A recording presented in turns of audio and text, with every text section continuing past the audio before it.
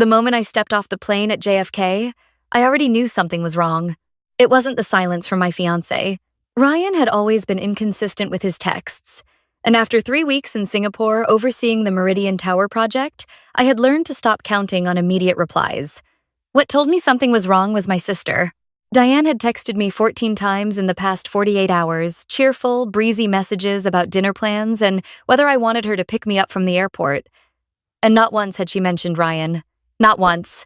After 2 years of telling me constantly that Ryan was the best thing that had ever happened to our family, she had gone completely quiet on the subject of the man I was supposed to marry in 4 months. I rolled my luggage through the arrivals hall and called her back. She picked up on the first ring, which she never did.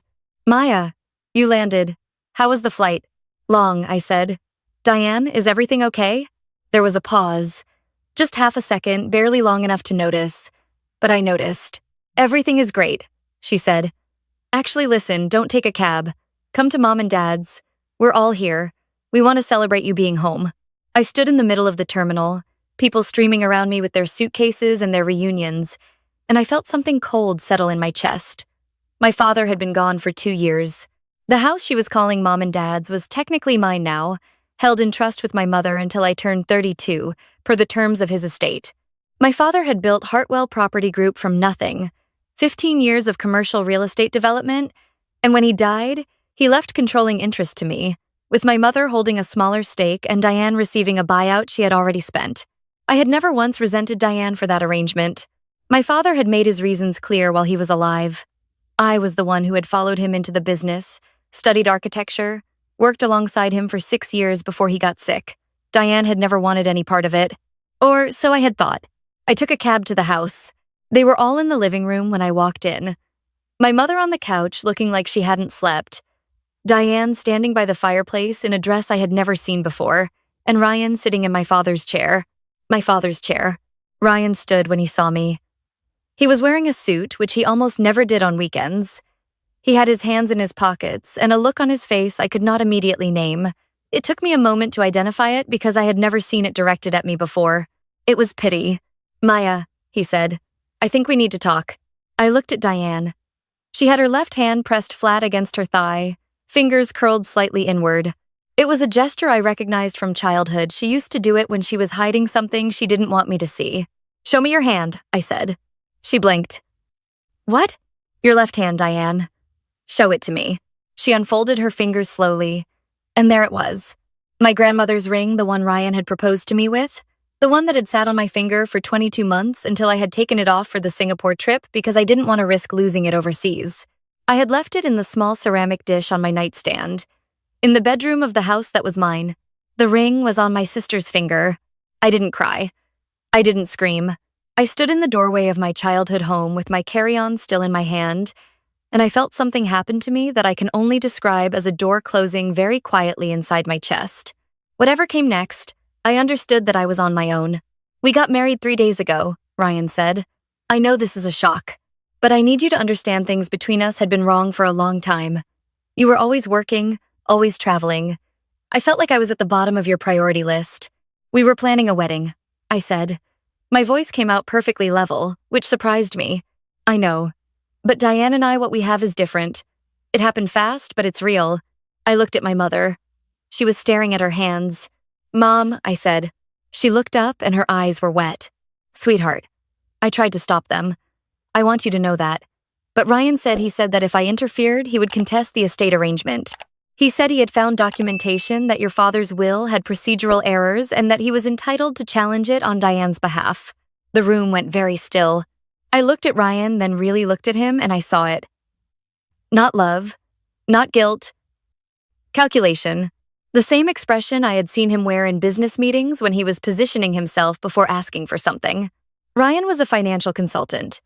He had his own firm, small, boutique, the kind that handled high net worth clients. He had never worked for Hartwell. He had no legal standing to contest my father's estate on anyone's behalf. But he had clearly convinced my mother otherwise, and he had done it while I was on the other side of the world. "I see," I said. Diane started. "I'm going upstairs," I said. "I'm going to sleep, and tomorrow we're all going to deal with this properly." What Ryan didn't know, what neither of them knew, was that I had spent 6 years working beside my father, And one of the things my father had taught me, over and over, in ways both direct and quiet, was this. When someone moves fast and talks loud and throws legal threats around like they're free, they're scared. And scared people always leave a trail. I didn't sleep that night. I sat on the edge of my bed in the dark and I thought about the past 8 months. Ryan had been unusually interested in Hartwell's financials since early spring. He had asked questions I'd found flattering at the time engaged. Curious questions about our development pipeline, our debt structure, our relationship with Cornerstone Capital, the private equity group that had been a minority investor since my father's last expansion. I had answered openly because he was my fiancé and I trusted him. I had even given him read access to our project management platform so he could review the Meridian pitch deck before I flew to Singapore. Read access. I picked up my phone and opened the platform logs. It took me 45 minutes to find what I was looking for, and when I found it, my hands went cold. Ryan had not just read the Meridian deck. In the 6 days before my flight, he had accessed 73 files across 4 different project folders, including the confidential terms of our partnership agreement with Cornerstone Capital. He had downloaded several of them. He had also accessed our investor contact directory, which included the direct lines of every major stakeholder in Hartwell's current portfolio. I forwarded the access logs to my personal email. Then I called the one person I trusted completely. His name was Gerald Park, and he had been my father's attorney for 19 years. I had woken him up at 2 in the morning and he had answered the phone without complaint, which told me everything about the kind of man he was. I walked him through everything. The marriage, my mother's account of the estate threat, the platform access logs. Gerald was quiet for a long moment. "Maya," he said finally, "the will is ironclad. I drafted it myself and it has been through probate without a single irregularity. Whatever Ryan told your mother, it was a bluff." "I know," I said. "But why? What was he actually trying to do?" "That," Gerald said, "is the right question. Give me 24 hours. What Gerald found in those 24 hours changed everything I thought I understood about the situation. Ryan's first firm, Aldwell Financial Consulting, had been under informal review by FINRA for the past 7 months. 3 of his clients had filed complaints alleging that funds had been moved from their managed accounts into a series of shell entities that Ryan controlled. The investigation was early and not yet public, but it was real, and it was progressing. Ryan was looking at potential fraud exposure in excess of $4 million. He needed to move money. He needed a legitimate vehicle, a real business with real assets and real cash flow to park and obscure what he had taken. And Hartwell Property Group, with its complex multi-project structure and its mix of private and institutional investment, would have been very nearly perfect for that purpose. But he couldn't access Hartwell without getting inside the family structure. And the fastest way inside the family structure was to remove me and replace me with someone more pliable, with Diane, my sister, who had been resentful of the estate arrangement since the day my father died. My sister, who had met Ryan at a fundraiser I had brought him to 8 months ago, and who I had never once suspected of being anything other than a little too friendly with my fiancé at family dinners. I sat with that knowledge for a full day. I let it settle. I let myself feel every part of what it meant. The betrayal that went back months, maybe longer. The conversations they must have had about me. The way Diane had texted me cheerfully from Singapore while she was planning this. The way my mother had been used as a pressure point. Then I got to work.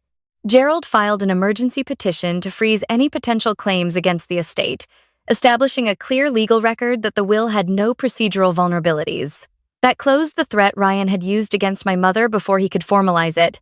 Simultaneously, Gerald contacted Cornerstone Capital directly, their legal team, not just the partner I worked with, and disclosed that an unauthorized third party had accessed confidential partnership documents.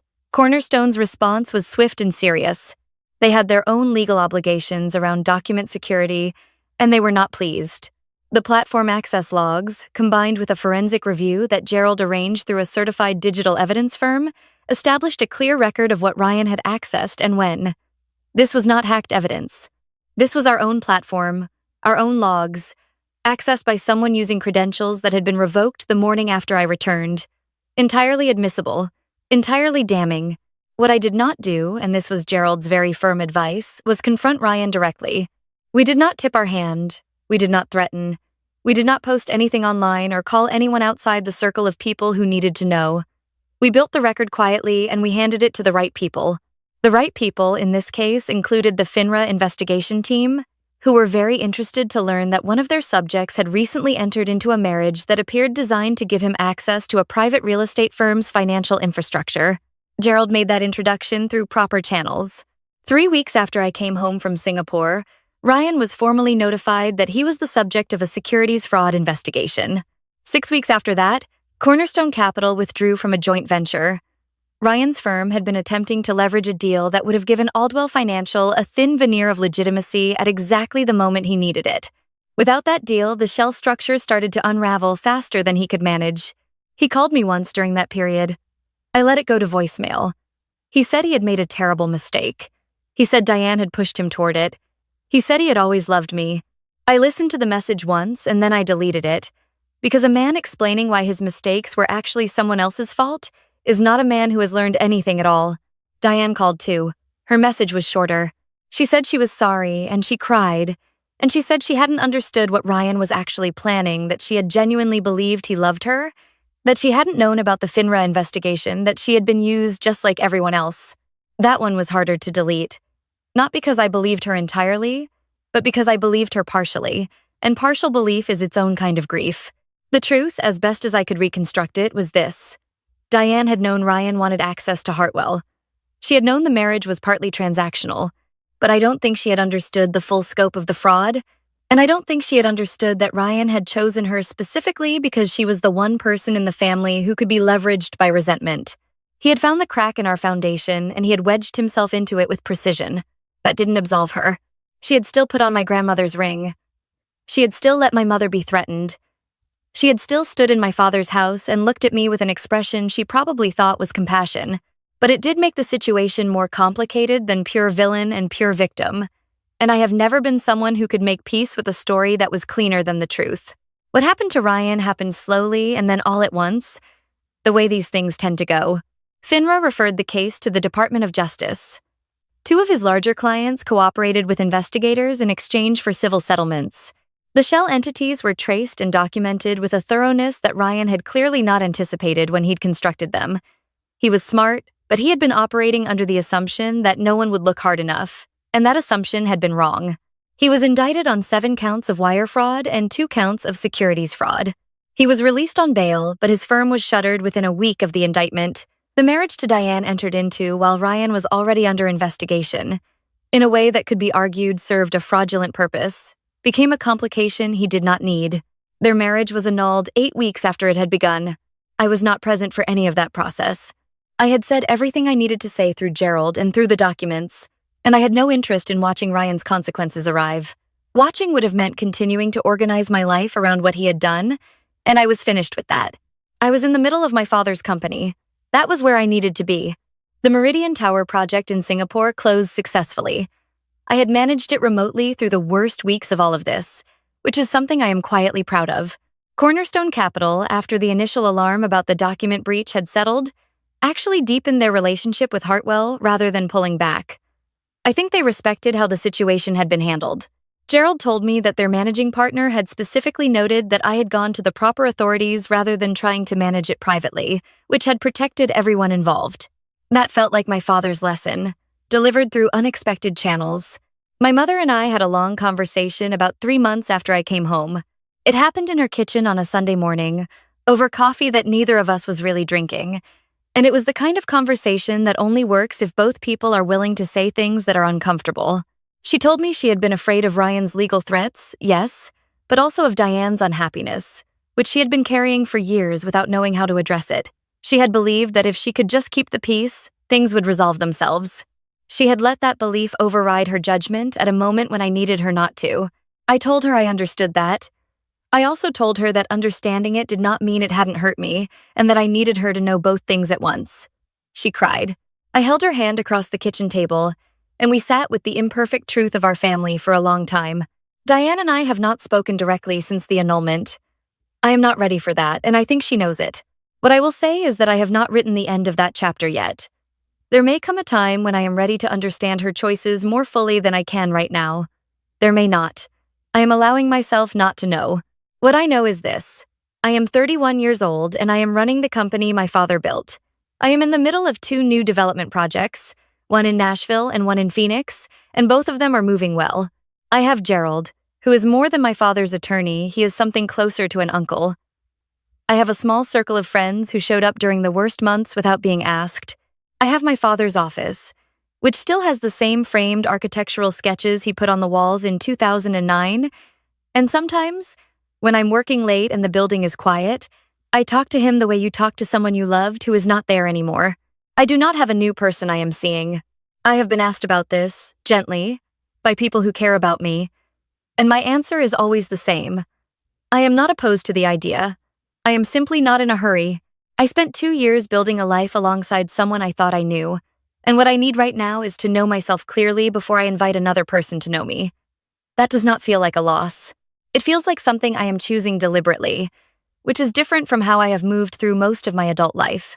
The ring, my grandmother's ring, was returned to me as part of the annulment process. It was among Diane's personal property that Ryan had technically never had any legal standing to offer. I have it now in the same ceramic dish on my nightstand where it sat before any of this happened. I haven't decided what to do with it.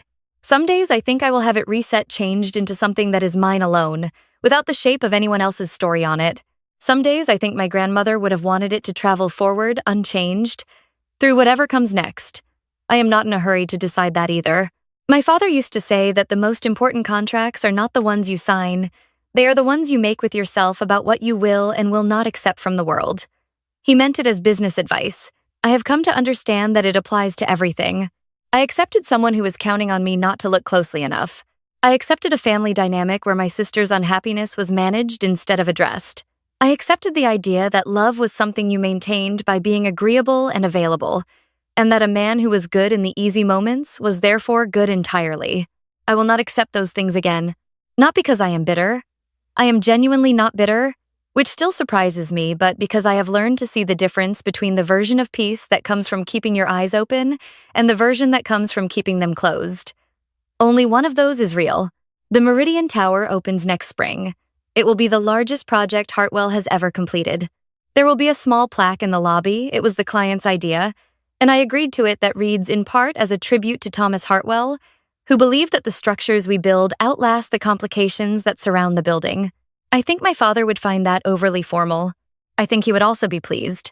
I looked up at the Nashville skyline through my office window last week. We're using it as a base for the new project, and I thought about what it means to build something. Not just buildings. The decisions you make about who gets access to what you've built. The people you let into the rooms where the important things are kept. I am more careful about that now. Not closed careful. There is a significant difference, and the difference is worth everything. The man who married my sister is facing trial in April. My sister is living with her college roommate in Portland, and from what my mother tells me, working at a small nonprofit and figuring out who she is without the version of herself she had built around resentment. I hope she figures it out. I mean that honestly, without the performance of forgiveness that you say for other people's comfort. I genuinely hope she finds something real. As for me, the morning after I came back from Singapore, before I went downstairs to begin all of this, I stood in my bedroom and looked at that empty ceramic dish on my nightstand, and I thought, something is already over, and something else is already beginning, and the only question is what you decide to do with that. I went downstairs. I kept my eyes open. That was the beginning of everything that came after.